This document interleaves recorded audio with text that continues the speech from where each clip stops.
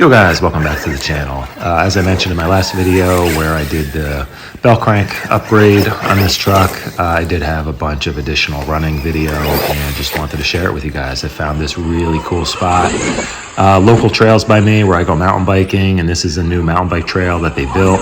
Lots of cool rock features and berms and jumps, and just had a blast with the Hammer Rey on these trails. So just go over a quick overview on this truck, what I have done to it. If you want more details, you can go back and check out my playlist. I did finally organize all my videos into playlists. You can go back, check out the Hammer Rey playlist, and you'll see, you know, the initial kind of build video and any upgrades I've done since then. So as I mentioned, I did just do the Differential steering bell crank, and that was a huge upgrade on this. If there's one thing I recommend for your Hammer Rey, I would say upgrade the steering. The Differential bell crank has a lot of advantages over the others in terms of just steering geometry. It really corrects a lot of the issues with the stock bell crank geometry, and as well as it being more durable since it's made from 7075 aluminum. And it just works great. I also have a Flash Hobby 60 kg servo in here. If you are going to run anything other than the stock Spectrum servo, you will need a different servo horn, as the one that comes with this bell crank is a 23 tooth servo horn. But not a big deal. You want something that is 15 millimeter. You can pick up one that's like a 20 that has two different holes, like one at 15, one at 20, and just put it in the whole 15 mil hole, and then just trim the end off so that you have clearance between the servo and the chassis. So not a huge deal. If you want more info on that, check out my steering bell crank upgrade video previous to this. So steering, super good right now.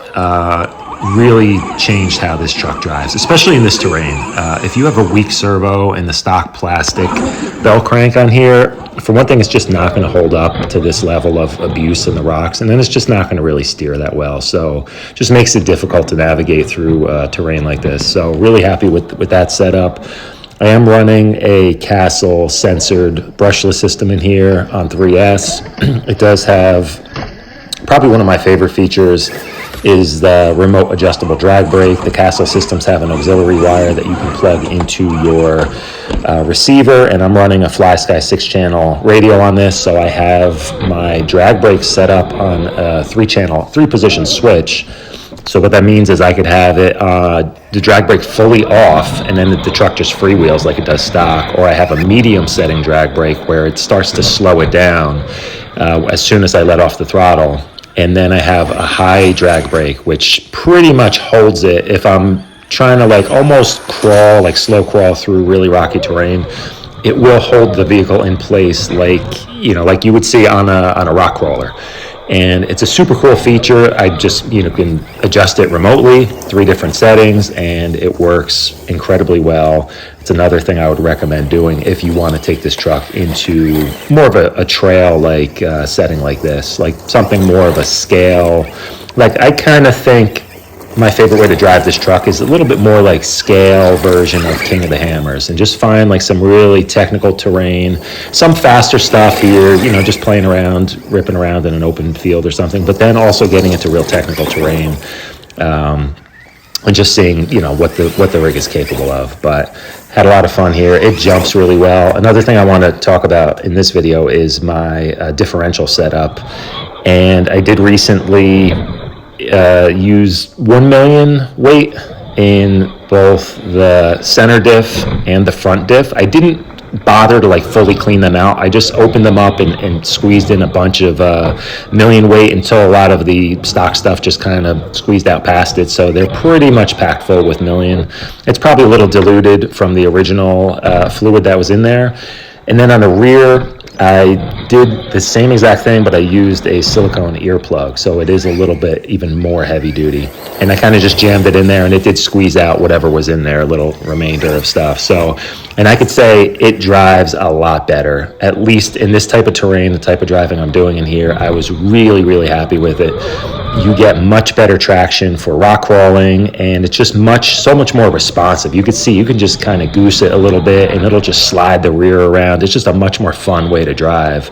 It may not be faster if you are driving in an actual kind of track type situation, but overall to me, I just had a lot more fun driving it like this, and it really, kind of upped its game in terms of capabilities through rocky technical terrain. So really happy with this setup. I didn't fully lock them, and I don't think I ever would, because that just introduces a lot of stress and strain on the drivetrain, especially in situations like this where you might clip a rock under power. If there's no give in that drivetrain, it's going to snap something, axle pins or an axle shaft, or spin a wheel hex or something. So I like having not a loose diff setup, but just something with a little bit of give, and that's exactly what running like 1 million weight or an earplug will give you. And then it also has like a little bit more like realism in some ways, like where you kind of just, if your wheel is slipping a little bit or you're losing some traction, you kind of just goose a little bit, and it'll start to kind of ramp up the acceleration and traction that you get. I don't know. It just seems like a fun way to drive for me. I'm really happy with that. I do have, you can see I have a Vidavon sway bar on the rear. That's another great upgrade for these. The truck doesn't need all that much. Like I said, I think the biggest thing, the thing I would do first would be steering. I would focus on that, because without steering, what do you have? There's no point in going adding power and everything else if the truck doesn't steer right. So you can definitely check out my other videos on this. Like I said, in my playlist, I go into a lot more detail on setup. I have these tires that I'm running. These are just some like Amazon or eBay, like cheapy Chinese crawler kind of tires. They are 2.2 wheels, and they work really well. They're not the grippiest, but I kind of like that because it does allow it to slide around a little bit. But the soft carcass on these tires and the soft foam really just kind of help it absorb a lot of these hits and just kind of keep it from flipping over quite as much as with the stock tires. Stock tires didn't really work out all that well for me. Maybe in this terrain, I'd have to go back and try them again. At the time I was running them, I was trying to do a little bit more of like a U4 style track and more higher speed, and they just kept catching the edge and flipping the truck over, and it just wasn't really that much fun to drive. These tires definitely work better in that situation. And I think this as well. They are really soft, mushy tires, so they conform to the rocks much better and just give you better traction, and also absorb the bumps much better. So I think going with a more of a crawler style tire is a good setup for kind of woods driving with the Hammer Rey. What else do I have done to this? Let's see. A few custom things that were done when I didn't get this brand new. I got it from, if you know the guy who does the Big America monster truck RC videos. This was his rig before I got it, and he did the custom light bar on top. I added the light bar on the rear and kind of wired up all the lights, got those going, and did everything else from there. But really happy with this. I do want to tune the front suspension. I think it kind of blows through the travel a little bit too quick. I might add like a secondary damper up front. I was messing around with that when I first got this thing, and then I took it off, but I might go back to that. The rear works really well. I do also have the eVeritrue bump stops, the hydraulic bump stops on the rear of this, and I will do another separate video on those. They're cool. It's hard to say whether they really add a lot in terms of driving performance, but they definitely look cool. And I think they do, of course, add a little bit of bottom out resistance on the big hits. So overall, I think it's a really cool product. I will do a separate video on those, just because I don't want to make this one too crazy long.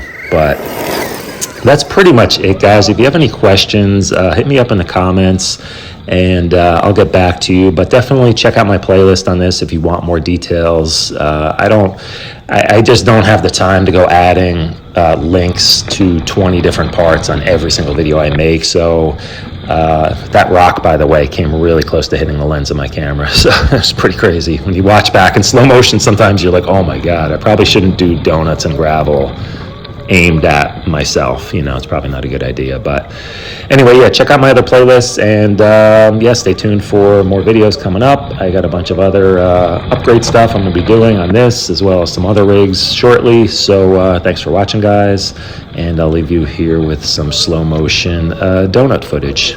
Later.